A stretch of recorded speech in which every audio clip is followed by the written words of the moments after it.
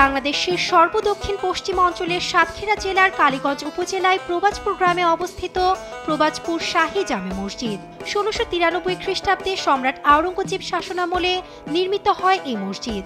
সম্রাটের ফৌজদার নবাব নুরুল্লাহ খাঁ মসজিদ নির্মাণে ৫০ বিঘা জমি দান করেন। মসজিদটি টাঙ্গাইলের আতিয়া জামে মসজিদ, নারায়ণগঞ্জের শাহী মসজিদের মতো এক গম্বুজ বিশিষ্ট।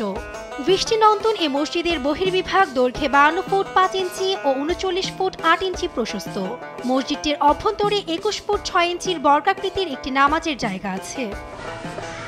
মসজিদটিতে মোট ১০টা দরজা থাকলেও বর্তমানে দরজার নিচের অংশে পাতলা প্রাচীর নির্মাণ করে জানালার আকৃতি করা হয়েছে।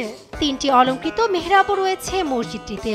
আমি পাবনা থেকে আসছি, এখানে শুনলাম যে খুব ঐতিহ্যবাহী মসজিদ, তাই নামাজ পড়তে আসলাম। এই মসজিদটা খুব সুন্দর। পরভেজ খান নামক একজন সৈনিক তার সৈন্যদের নামাজ পড়ার জন্য নাকি এই মসজিদ নির্মাণ করেছিল।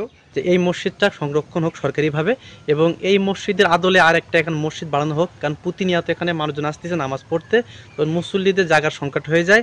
শুধু পুকুরটা বাদে এর আশপাশ সম্পূর্ণ জমি আপনার বেদখল হয়ে আছে এবং এটা বর্তমানে হাইকোর্টে এটা কেস চলমান।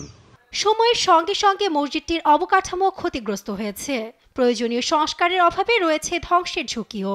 সত্ত্বেও আমরা এই মসজিদে যাতে সংস্কারের কাজ দ্রুত ত্বরান্বিত হয়, প্রত্নতত্ত্ব বিভাগ আমাদের দিকে এই নেক নজর করে। ইসলাম ঐতিহ্যের ধারক প্রবাজপুর মসজিদ রক্ষণাবেক্ষণ ও সংস্কারে দ্রুত উদ্যোগ নেওয়ার দাবি ধর্মপ্রাণ মুসল্লি ও এলাকাবাসীর।